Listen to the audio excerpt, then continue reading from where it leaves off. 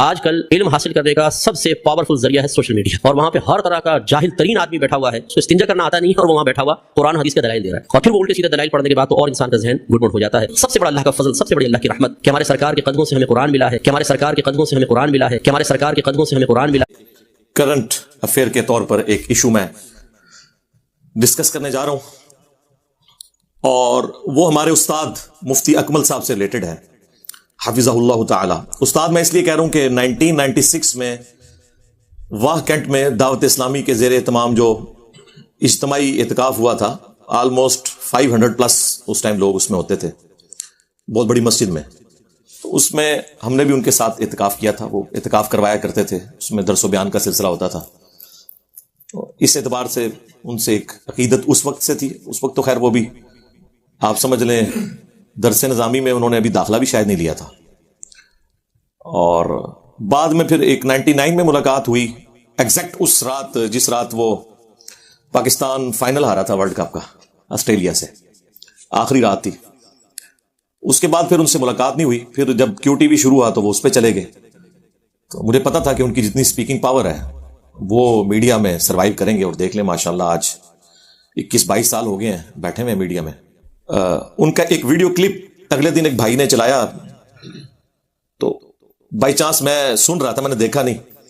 آواز پہچان لی، تو اس میں انہوں نے ایک جملہ بولا،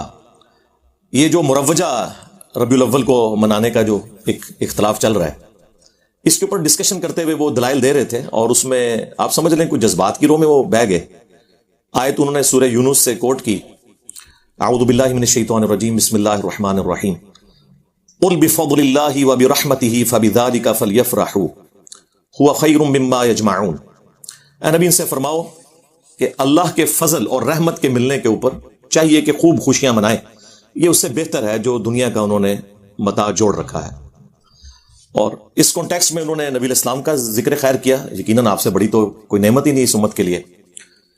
اور پھر اس کانٹیکسٹ میں انہوں نے بات کرتے ہوئے کہا کہ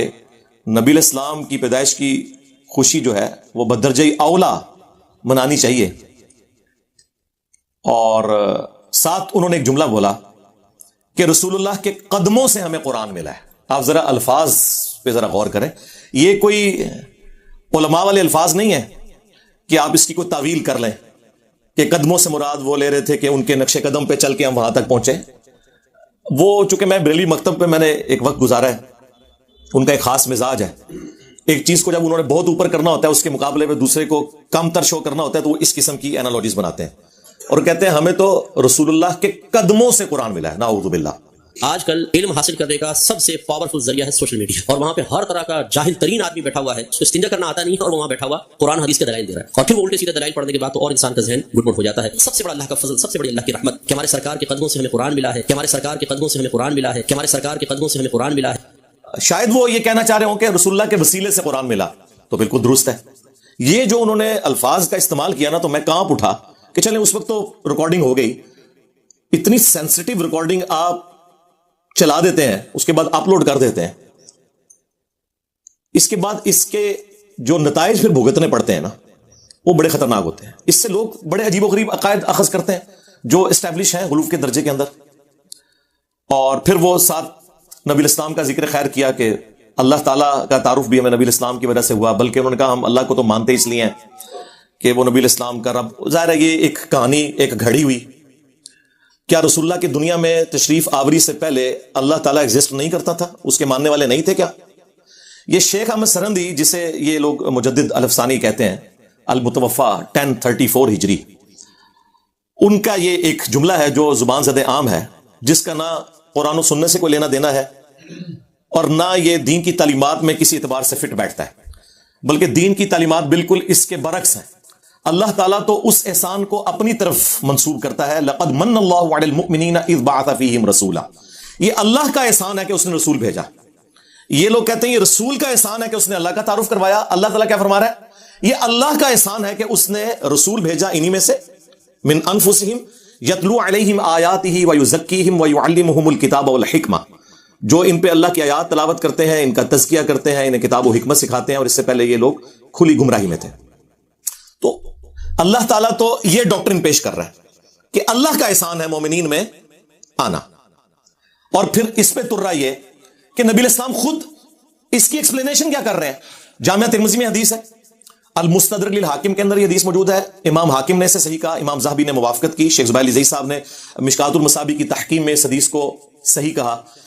کہ اللہ کے محبوب صلی اللہ علیہ وآلہ وسلم نے فرمایا کہ اللہ سے محبت کرو کہ اس نے تمہیں نعمتوں سے نوازا ہے, اور مجھ سے اس لیے محبت کرو کہ میں اللہ کا رسول ہوں, اور میرے اہل البیت سے اس لیے محبت کرو کہ ان کی نسبت میرے ساتھ ہے. صلو علی محمد وآل محمد, اللہم صلی علی محمد وعلی آل محمد. یعنی نبی علیہ السلام چین کیا جوڑ رہے ہیں کہ آپ نے اللہ کی نسبت سے معاملات کو لے کے چلنا ہے, یہ الٹ چلتے ہیں. اس کو سپورٹو وہ سیدنا ابو بکر کا قول ہے صحیح بخاری میں, اور امام بخاری نے سیدنا حسن حسین کے چیپٹر میں ڈالا ہے رضی اللہ عنہما وعلیہم السلام کہ محمد کے قرب کو آل محمد کے قرب میں تلاش کرو. یہ یعنی اس کو سپورٹو ایک چیز ہو جاتی ہے اس حوالے سے الحمدللہ. تو اللہ کے محبوب صلی اللہ علیہ وآلہ وسلم کی یہ تربیت پھر آگے ٹریول ہوئی ہے. صحیح بخاری میں ایک چیپٹر ہے کتاب الاعتصام بالکتاب والسنہ, کتاب و سنت کو مضبوطی سے پکڑنا. وہ چیپٹر آپ کھولیں بالکل اینڈ میں جا کے آتا ہے. اس چیپٹر کی دوسری حدیث یہی ہے کہ جب سیدنا ابو بکر کو خلیفہ چنا گیا تو اس سے اگلے دن حضرت ابو بکر صدیق رضی اللہ تعالیٰ عنہ نے صحابہ کرام سے ایک پبلک گیدرنگ کے اندر ایڈریس کیا. صحیح بخاری کے الفاظ ہیں کہ حضرت ابو بکر کے ممبر پہ چڑھنے سے پہلے سیدنا عمر ممبر پر آئے, ظاہر وہ ایک سمجھ لیں نقیب محفل کے طور پر, اور انہوں نے چند ایک جملے بولے. وہ آپ کو رسول اللہ کی تربیت صلی اللہ علیہ وآلہ وسلم اور خلفائے راشدین کا عقیدہ, ظاہر ہے سیدنا ابو بکر کی موجودگی میں اگر حضرت عمر یہ خطبہ دے رہے ہیں اور مولا علی علیہ السلام بھی موجود ہے, سیدنا عثمان بھی موجود ہے رضی اللہ عنہم اجمعین وعلیہم السلام اجمعین, تو سب کی موجودگی میں حضرت عمر نے خطبہ دیا اور انہوں نے کہا, ظاہر ہے صحابہ کا غم تازہ تھا, انہوں نے کہا کہ اللہ تعالیٰ نے اپنے نبی علیہ السلام کے لیے وہ چیز پسند فرمائی جو اس نے اپنے پاس رکھی ہے. ظاہر ہے کسی بھی انسان کے لیے سب سے بڑا قرب اللہ کی ذات ہو سکتی ہے. یقیناً رسول اللہ کا دنیا سے جانا یہ ہمارے لیے تو ایک غم کا باعث ہے, لیکن اللہ کے نبی علیہ السلام کے لیے تو ایک جنتوں کا دروازہ, اللہ کے قرب کا دروازہ کھل گیا. وَلَلْآخِرَةُ خَيْرٌ لَكَ مِنَ الْأُولَى, ظاہر ہے آج کی جو رسول اللہ کی زندگی ہے وہ اس زندگی سے افضل ہے جو دنیا میں گزاری انہوں نے, اور قیامت کی اس سے افضل ہوگی, اور جنت کی اس سے بھی افضل ہوگی. ہر آنے والا لمحہ پہلے سے بہتر ہے. تو سیدنا عمر نے کہا کہ نبی علیہ السلام کے لیے اللہ نے وہ پسند کیا جو ان کے پاس ہے, یعنی اس غم کو وہ ختم کرنے کی کوشش کر رہے تھے. پھر انہوں نے کہا کہ تمہارے پاس یہ اللہ کی کتاب موجود ہے جس کے ذریعے اللہ نے تمہارے نبی کو ہدایت دی, تم اس کتاب کو پکڑو تو ہدایت پا جاؤ گے. یہ اللہ کی کتاب ہے. اب یہ پاکستان کا جو قانون ہے 295C, اس کی جو تشریح ہمارے چند سو کارڈ عاشقان رسول کرتے ہیں, اس میں تو یہ انتہائی گستاخانہ خطبہ ہے کہ رسول اللہ کو ہدایت قرآن کے ذریعے ملی, کیونکہ مفتی اکمل صاحب تو کہہ رہے ہیں کہ رسول اللہ کے قدموں سے قرآن ملا, اور سیدنا ابو بکر عمر عثمان و علی کا عقیدہ جو صحیح بخاری میں آیا وہ یہ ہے کہ رسول اللہ کو ہدایت ملی قرآن کے ذریعے, اور تم بھی قرآن کو پکڑو تو ہدایت پا جاؤ گے. اچھا, اس ہدایت سے مراد نعوذ باللہ کو یہ نہ سمجھے کہ نبی علیہ السلام کوئی پہلے گمراہی پہ تھے, ایسا نہیں تھا. اعلیٰ درجے کی ہدایت جو قرآن میں بھی آیا, وَوَجَدَكَ ضَالًّا فَهَدَىٰ, اے نبی ہم نے آپ کو اپنی محبت میں خود رفتہ پایا صلی اللہ علیہ وآلہ وسلم, تو آپ کو ہدایت کی اعلیٰ منزل کے اوپر پہنچا دیا. یہ اعلیٰ حضرت کا جو ترجمہ ہے میں اسی کو صحیح سمجھتا ہوں, یہ قرآن میں فٹ ان بیٹھتا ہے, کیونکہ قرآن میں بالکل واضح آیا مَا ضَلَّ صَاحِبُكُمْ وَمَا غَوَىٰ, تمہارے نبی نہ کبھی بہکے ہیں نہ کبھی بے راہ چلے ہیں. تو یہ ضال کا جو ترجمہ بعض دیوبند اور وہابی یعنی اہل حدیث حضرات نے جذبات میں آ کے گمراہی اور بڑے عجیب و غریب الفاظ استعمال کیے, ضال کا ترجمہ یہ نبی علیہ السلام کے کیس میں نہیں بنتا, اور قرآن میں اس کی کئی ایک ایگزامپلس موجود ہیں. یوسف علیہ السلام کے بھائیوں نے اپنے باپ کا قرب حاصل کرنے کے لیے جو جملے بولے تھے سورہ یوسف میں کہ ہمارے والد جو ہے یوسف سے زیادہ محبت کرتے ہیں جبکہ ہم ایک مضبوط جماعت ہیں. ان ابانا لفی ضلال مبین, بے شک ہمارے ابا جان تو ان کی محبت میں ڈوب چکے ہیں. یہ تو نہیں کہہ رہے تھے کہ ابا جان ہمارے گمراہ ہیں, ظاہر ہے وہ پیغمبر تھے اور پیغمبر کے بیٹے تھے, وہ پیغمبر کے صحابی تھے, ان کے ماننے والے تھے, کوئی کافر تو نہیں تھے. اور آگے بھی چل کے جب یوسف علیہ السلام کی خوشبو انہیں آتی ہے تو, اور وہ کہتے ہیں اگر تم مجھے یعنی میرے بارے میں کوئی غلط گمان نہ کرو تو مجھے تو یوسف کی خوشبو آ رہی ہے, تو وہاں پر بھی ان کے گھر والے کہتے ہیں آپ تو اپنی اسی پرانی محبت میں ہیں. اور ضلالکل قدیم کے الفاظ ہیں، تو اس میں جو سعودی عرب سے قرآن شائع ہوا ہے نا وہابیوں کا، صلاح الدین یوسف صاحب کا، انہوں نے بھی حاشیے میں لکھا ہے کہ یہاں جو ہے اس سے مراد گمراہی نہیں ہے بلکہ محبت میں ڈوبنا ہے. تو لہٰذا یہ اب جھگڑا چھوڑ دیں. میرا خیال ہے چپ کر کے جو اعلیٰ حضرت نے ترجمہ کیا ہے نا اسی کو صحیح مانے، وہ فٹ ان بیٹھتا ہے. مولانا مودودی رحمہ اللہ نے بھی، اور ایون ہمارے استاد ڈاکٹر صاحب رحمہ اللہ تعالیٰ، وہ بھی اس کا ترجمہ اسی انداز میں کرتے تھے. نبی الاسلام کے لیے جب ضال کا لفظ آئے گا تو وہ ولضالین والا نہیں ہوگا، محبت میں، یعنی رسول اللہ اللہ کی محبت میں خود رفتہ تھے. ڈیٹم لیول کی ہدایت ایک پیغمبر کو پیدائش سے لے کر مبعوث ہونے تک ہوتی ہے، وہ اللہ کی حفاظت میں ہوتا ہے. ہاں اعلیٰ درجے کی ہدایت اسے اس وقت ملتی ہے جب اس پر وحی کا نزول ہوتا ہے اور اللہ تعالیٰ اسے مبعوث کرتا ہے. اس حوالے سے قرآن حکیم میں درجنوں آیات ہیں، لیکن 4 مقامات ایسے ہیں جو میں چاہ رہا ہوں کہ میں یہاں پر آپ کو ضرور اس حوالے سے بیان کر دوں تاکہ آپ کا عقیدہ درست ہو جائے کہ قرآن حکیم جو ہے وہ نبی الاسلام کی ہدایت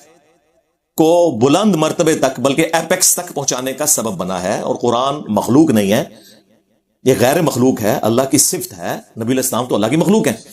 لہٰذا نبی الاسلام بھی کبھی اس چیز کو پسند نہیں فرمائیں گے کہ کوئی شخص یہ جملہ بولے کہ میرے قدموں سے قرآن ملا ہے. ہاں میرے ذریعے سے ملا، بالکل درست ہے. اللہ اور مخلوق کے درمیان وسیلہ اور واسطہ وقت کا پیغمبر ہی ہوتا ہے، اس میں تو کوئی شک نہیں ہے. لیکن یہ الفاظ کا چناؤ یہ بڑا ڈینجرس معاملہ ہے. یعنی وہ پیغمبر جس کے بارے میں صحیح مسلم میں حدیث ہے کہ ایک صحابی نے خطبہ دیتے ہوئے کہہ دیا من یطع اللہ ورسولہ فقد رشد، جس نے اللہ اور اس کے رسول کی اطاعت کی وہ کامیاب ہو گیا.